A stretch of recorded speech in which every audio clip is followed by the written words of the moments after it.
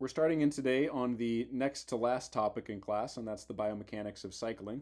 Coincidentally, that's also the name of the reading for today, The Biomechanics of Cycling. This is a 1991 review article by Gregor et al.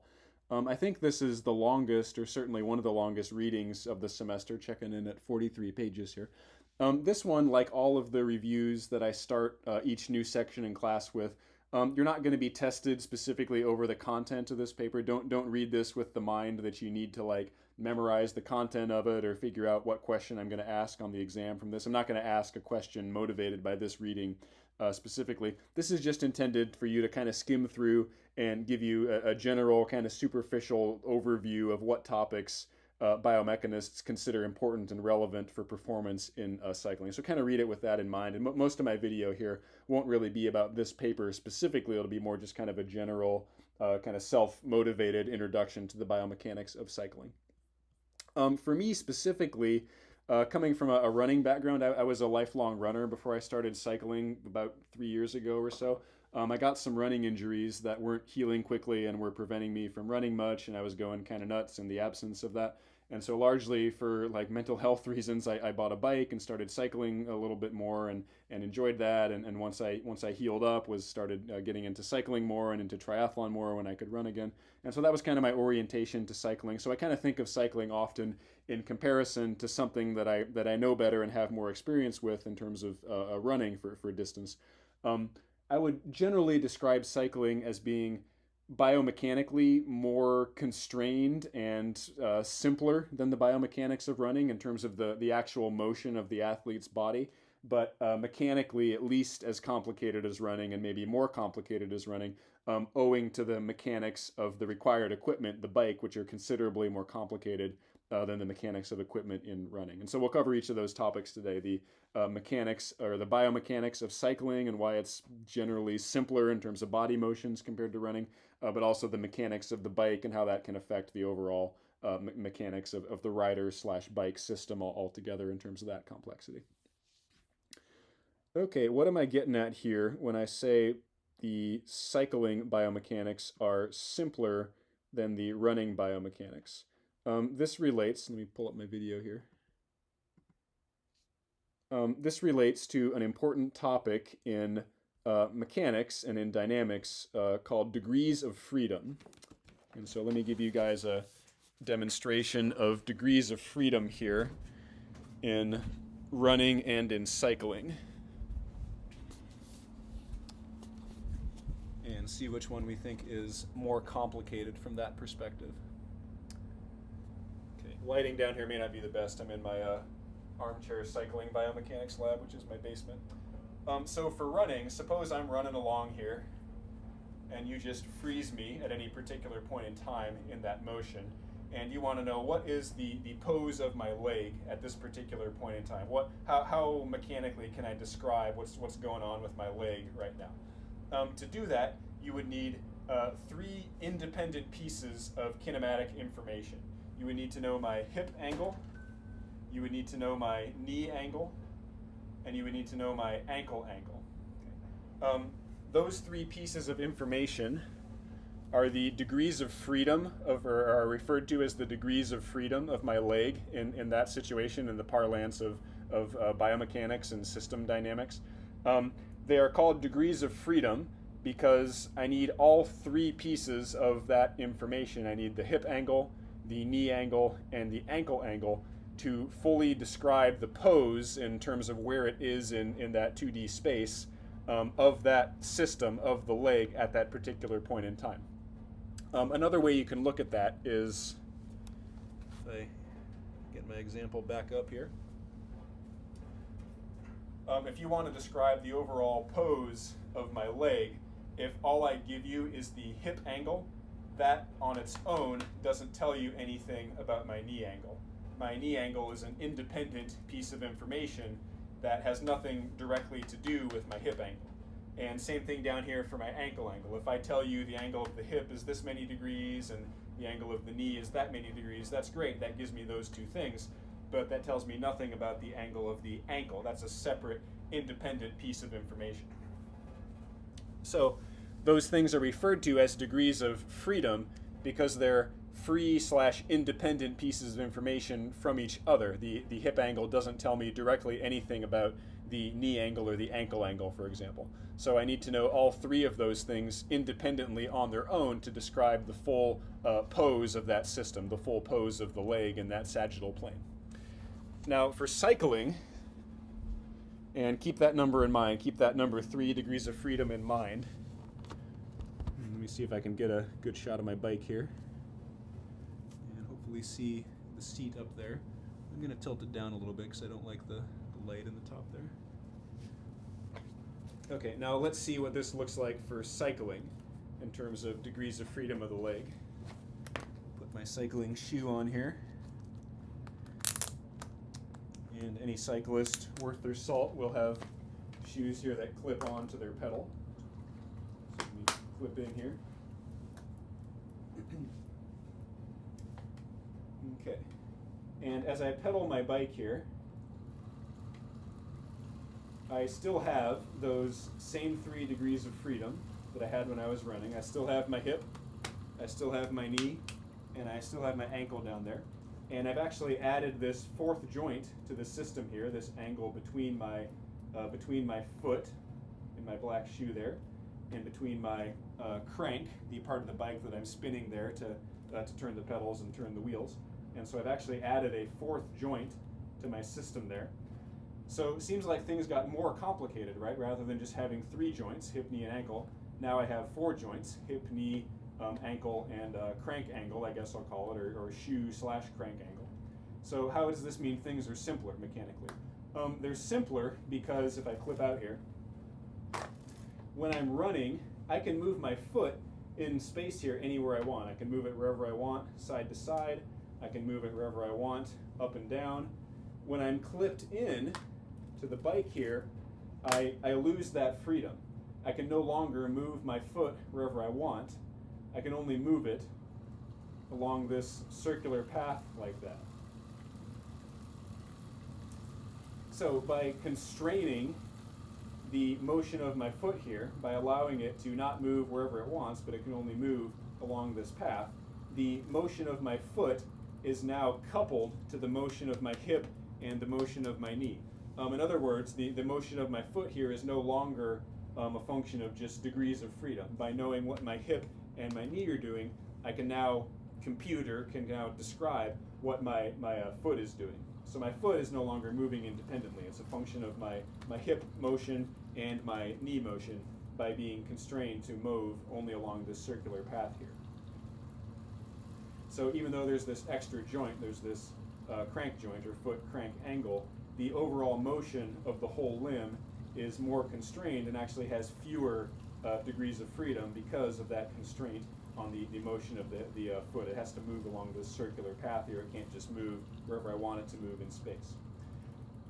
The other element here that causes cycling to be simpler in some regards is that if you watch the motion of my ankle here, like the flexion and extension of my ankle joint as I'm pedaling here, it's not like completely still, it's not like it's literally rigid, but in pedaling, at least a lot of the time for a lot of cyclists, the motion of the ankle is not very large. It doesn't really go through a large range of motion.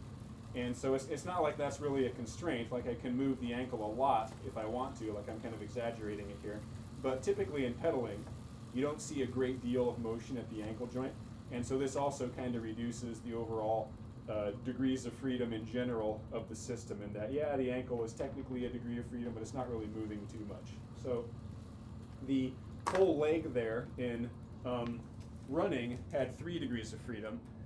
Cycling, even though it adds that extra joint, because it has that constraint on the path of the foot, only has 2 degrees of freedom, and if you consider the ankle to be more or less fixed, only has 1 degree of freedom. What that means in practice is if you have those 4 joints there, hip, knee, ankle, and crank, all I need to know is 1 or 2 of those angles, and I can compute what the other 2 or 3 angles are. In other words, they're now functions of each other. They're not degrees of freedom. They're not independent pieces of information that exist all on their own like they were in running. And so that's why I generally think of cycling as being biomechanically simpler and more constrained than running. In running, you have a lot more flexibility and options in terms of like the combination of joint motions and muscle actions that you would use to move the leg through space and on the ground. In cycling, you not that you only have one way of doing it, but because of that fewer numbers of degrees of freedom, you're more constrained in the options you have for like combinations of joint motions and muscle actions for moving your joints in a way that actually turns the crank in an effective way. So not saying that form and technique doesn't matter in pedaling, it does, but your options for how you pedal and what form you use are generally smaller in pedaling than they are in something like running because pedaling has fewer degrees of freedom and is more constrained.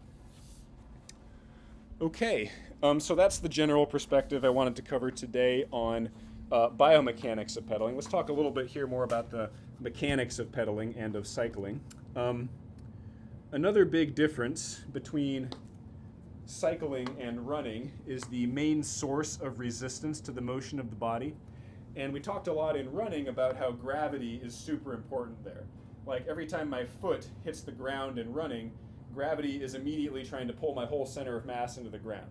Okay, so I've got to resist that. I've got to fire up my muscles to resist that.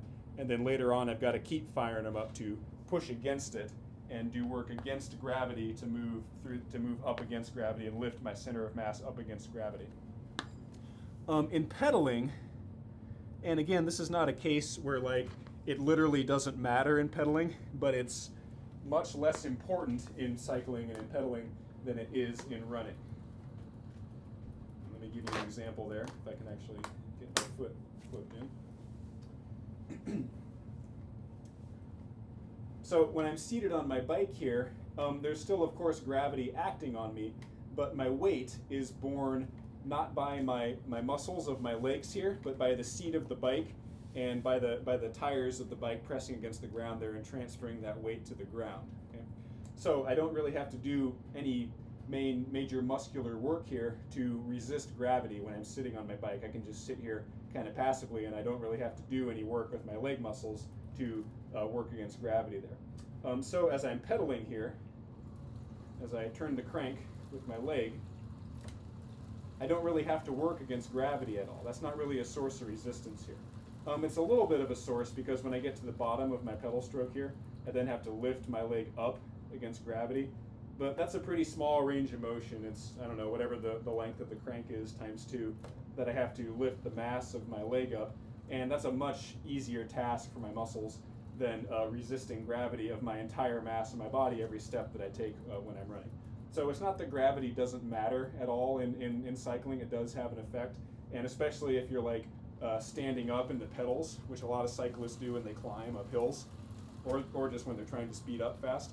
There gravity might start playing a little bit of a role in terms of having to like lift the center of mass up against gravity, but it's generally a much smaller and a lot of times negligible source of resistance compared to like the dominant role that it plays in running. So with that in mind, what are these sources of resistance in pedaling? Like why is it hard to turn the cranks in some situations? Generally, there are 3 main sources of resistance in pedaling, and only 2 of them are main sources most of the time. Your primary source of resistance is going to be air resistance, like the work that you have to do with your muscles to power the bike through the air that you're displacing to move the bike through the air. And this is in outdoor cycling, of course. The force that the air that you're displacing with your body resists you with scales roughly linearly with like the frontal surface area of the body that's exposed to that air. And so that's why you'll see cyclists when they want to go fast, they'll like tuck down close to the pedals and bring their arms in like this.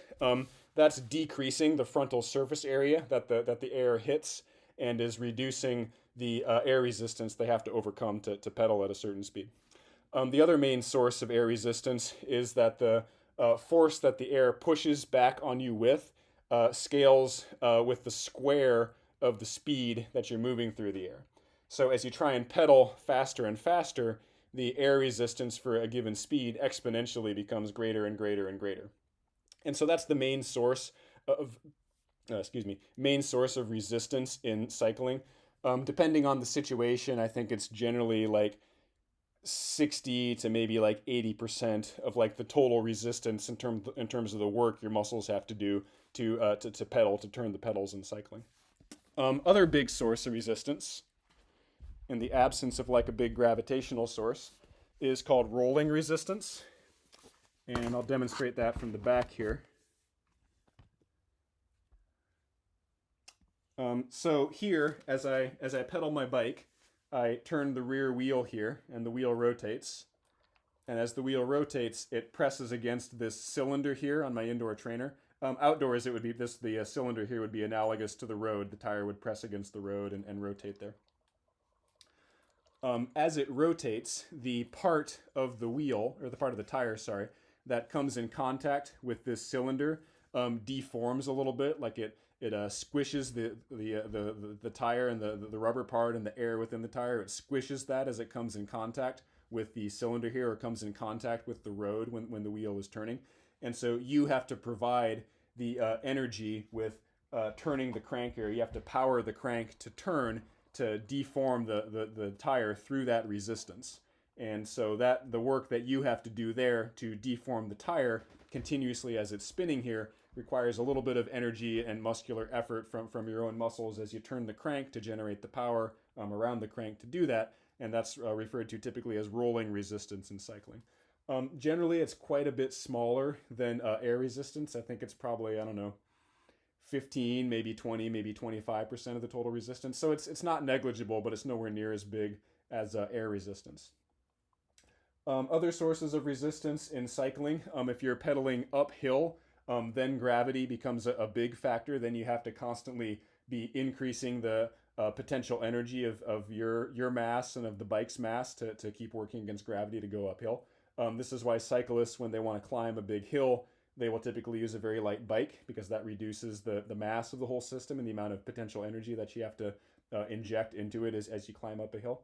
There's also some resistance to the overall friction of the machinery here, which is ideally small, and you can manage by like oiling the chain and cleaning the bike and things like that. But even if you have a super nicely oiled chain and very well maintained bike, there's always going to be a little bit of friction there. But those things, especially if you're on level ground and there's no gravity pulling against you, those are typically much smaller factors than the wind resistance, which is the big dominant one, and the rolling resistance, which is another big chunk there.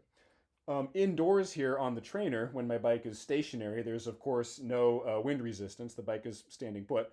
And so what's the source of resistance there? Is it just rolling resistance?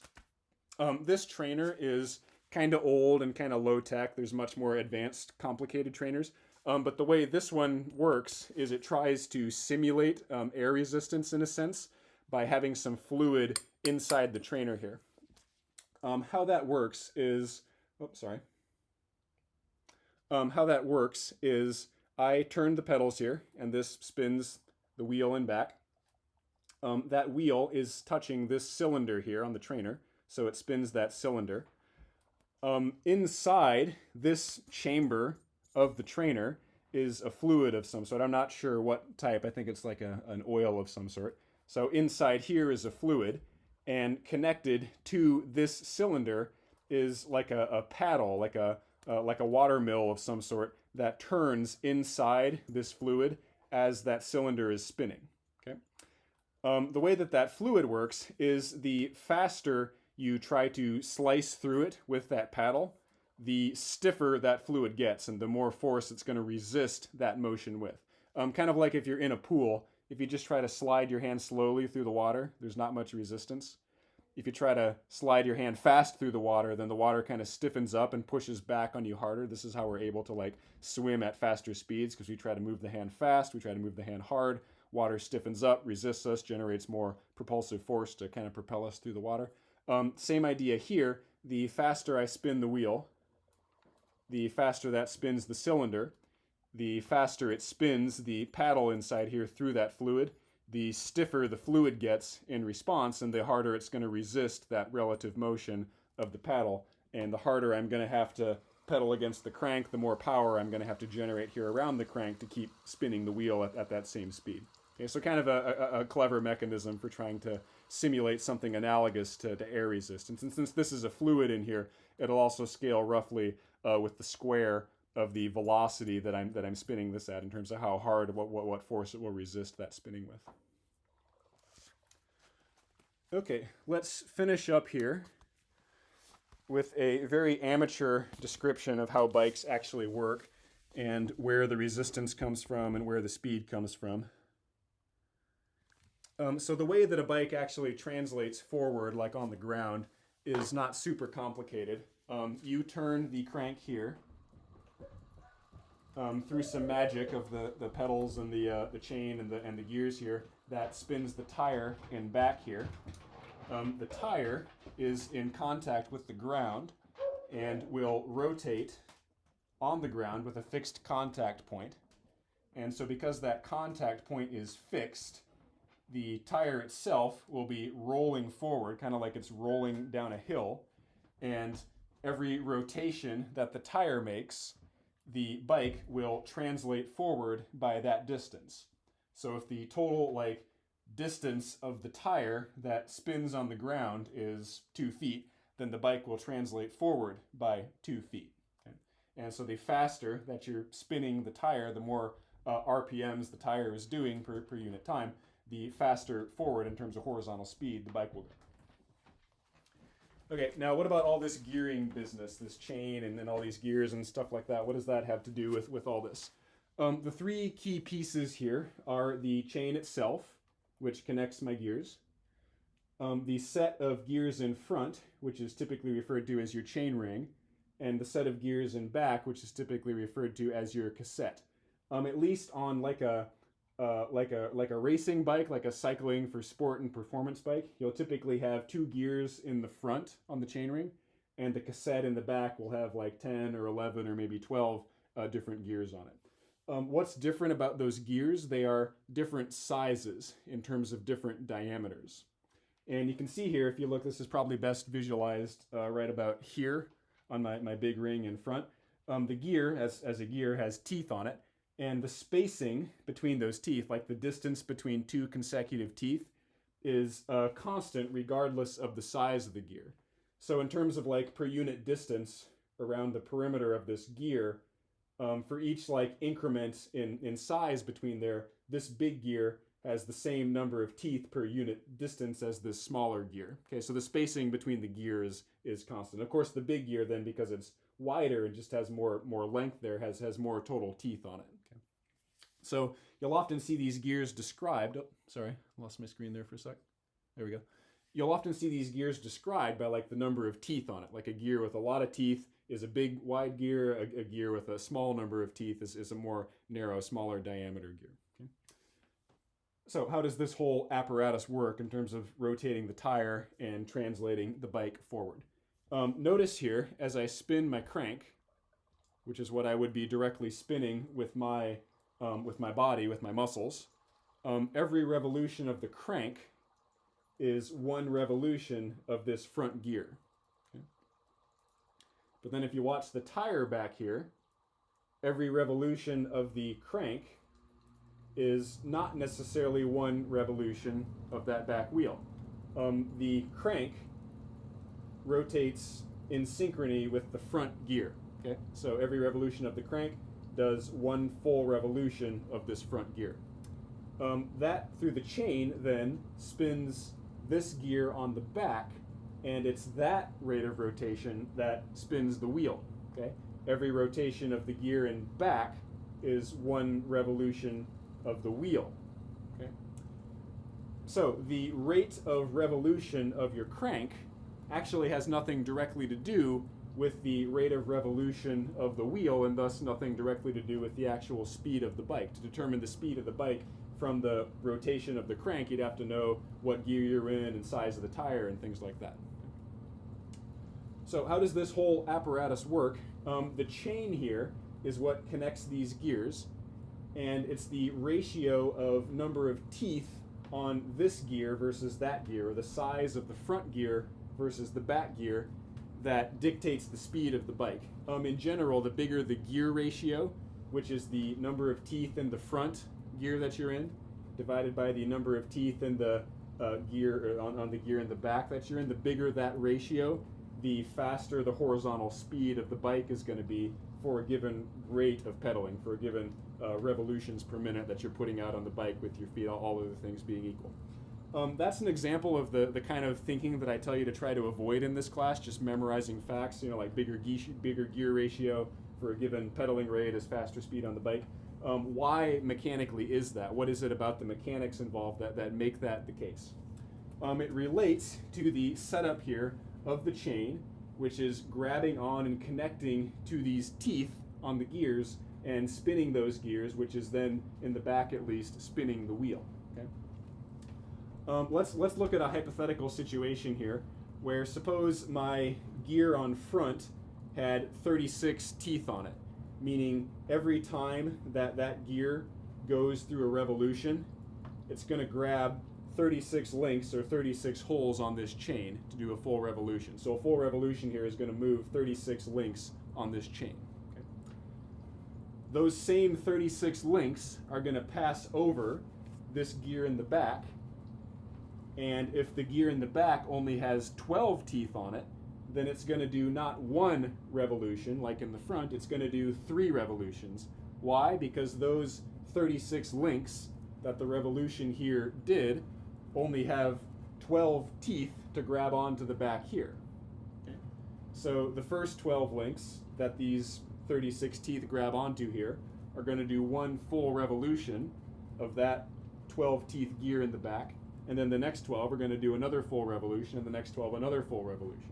Okay. So that gear ratio, when it's 3 to 1, means for every revolution of the ring on the front that I do with my feet, with my power that I put out here on the front around the crank, is going to give me 3 revolutions in the back. Okay? And that's going to translate to a given rate of pedaling in the front. That's going to translate to more horizontal speed on the bike, as I described earlier. The only reason, or the only time you're ever going to get like 1 revolution in the back per each revolution in the front is if your front gear and your back gear have the same number of teeth. Like if they're both 24 teeth in front and 24 teeth in back, then you'll get 1 revolution in the front for 1 revolution in the back. So if you want to maximize speed on the bike, you want to put it on the biggest ring in the front and the smallest ring in the back. That'll give you the highest gear ratio. That'll give you the most revolutions of the wheel in the back per each revolution of the crank in the front, and that'll give you the most horizontal speed here for a given pedaling rate. Now, I keep saying here given pedaling rate, that's the whole challenge in cycling. As you go up in gear ratio, as the ratio of teeth in the front to teeth in the back increases, generally the resistance to pedaling increases, and the more power you have to put out with your muscles to turn the crank and actually keep going at that pedaling rate. So it's a little bit of a rider-specific kind of trade-off type thing, like do I want to shift up to a bigger gear or a smaller gear? Well, if I can shift up to a bigger gear and can keep up my pedaling rate, or can at least not drop it enough to overcome that advantage that I just got, then I'm going to increase my speed. If I increase my gear ratio, but then have to slow down my pedaling rate by too much, then I might actually slow down. So it's a little bit of algebra you got to do there, and it's kind of rider specific a lot of the time.